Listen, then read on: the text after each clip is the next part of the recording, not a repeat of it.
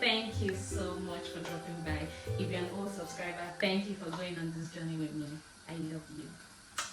So today we're going to be cooking oha soup. I will be showing you a step-by-step tutorial on how I make my oha soup. So if this is something you would like to watch, please sit back, relax, and enjoy. In here I have my ede. Ede is called cocoyam in English. This is going to be serving as my thickener for the soup. In here I have my uziza leaves, and then I have my stock cubes. I have ogili.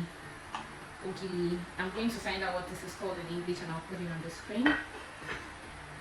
In here I have my blended crayfish and my yellow pepper, all blended nicely. Here is my dry fish. It's I soaked it in hot water and salt, and I already washed all of that. Here I have my prawns. Yes, I like to use prawns for my oha soup.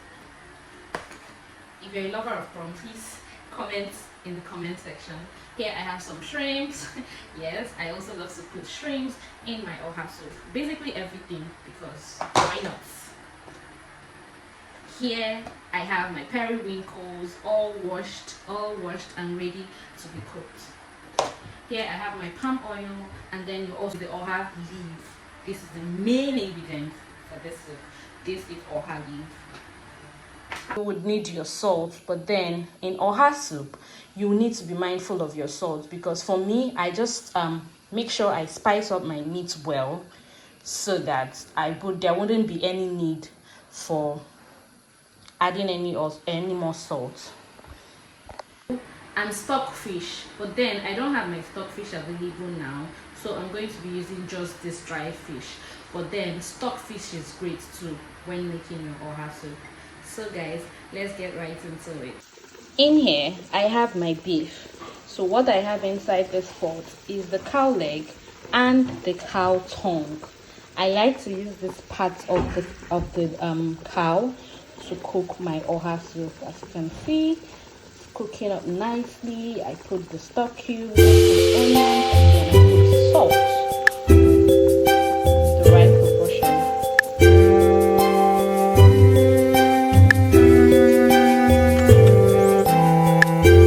So I washed that for about 3 times in hot water, and then rinsed in cold water to be able to get it looking all this nice and clean. Next up, I'm going to be cooking our shrimps, prawns, and periwinkles. I just added stock cubes and that was it. So our meat has been cooking up for a while now. I'm going to go ahead and add our washed dry fish into the pot.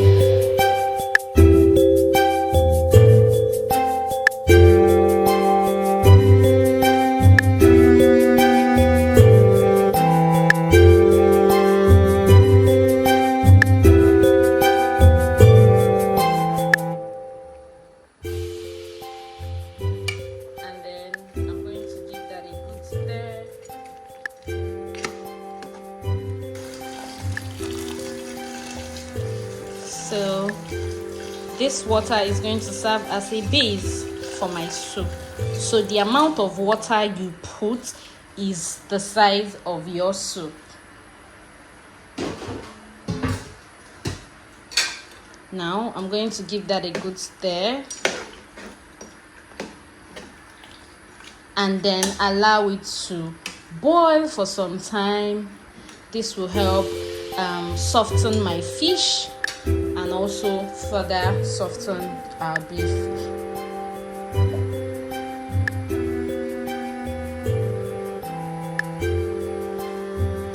So I'm going to give that a good stir now, our fish and our beef, and then I'm going to cover and allow to boil. In here we have our periwinkle and our prawn cooking up. Also cover that up.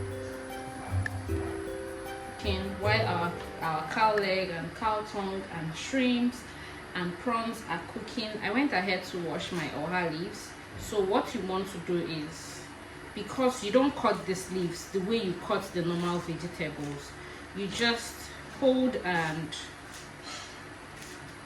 twist, sort of breaking it into smaller pieces. So that is what I did. And then it is ready to go into the pot when the time comes. So now we set that aside. So first thing I'm going to be adding is our crayfish. So first I'm going to be adding my blended crayfish and yellow pepper.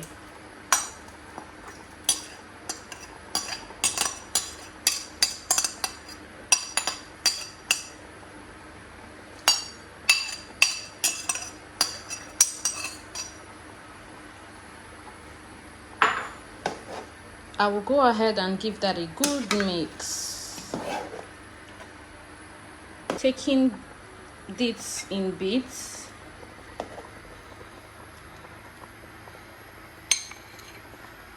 Like so.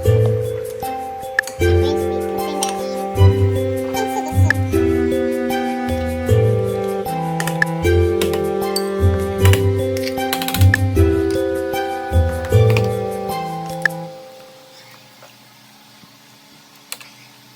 Next up, I'm going to be adding my palm oil.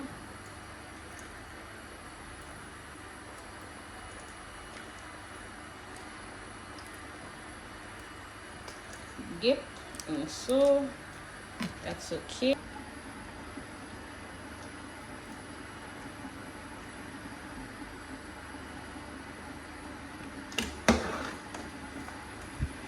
Next, I'll be adding in our ogidi, the main guys. I'm always excited whenever I'm making soups, knowing that I'm going to be using this particular ingredient. Don't get it twisted, it looks nasty, but then this is a game changer for your oha soup. So the magic in cooking with this ingredient is to please wash your hands immediately. Once you wait for it, any small time, or you want to leave it till after you finish cooking before you can wash your hands. My brother, my sister, I'm sorry, but you're going to be smelling like you went to the land of the dead and came back. So please, you want to wash your hands immediately after touching this ogiri. Please wash your hands with a good detergent or a hand wash that has a very good perfume. So now that I've added all of that, I'm going to give it a good mix. And you see how I'm turning, because you know I just added lumps of our cocoyam. So give it a good mix. Don't worry, the ogidi is going to melt into this soup. So now I'm going to cover that one. Now we cover and allow to boil.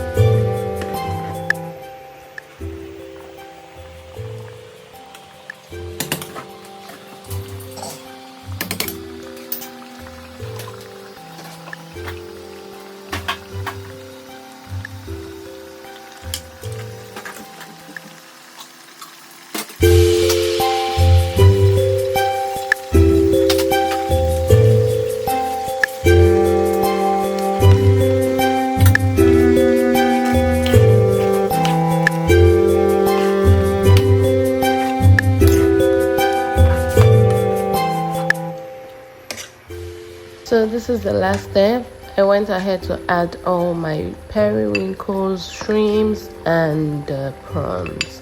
It's the last thing you want to do because, as you know, I already boiled them in a separate pot.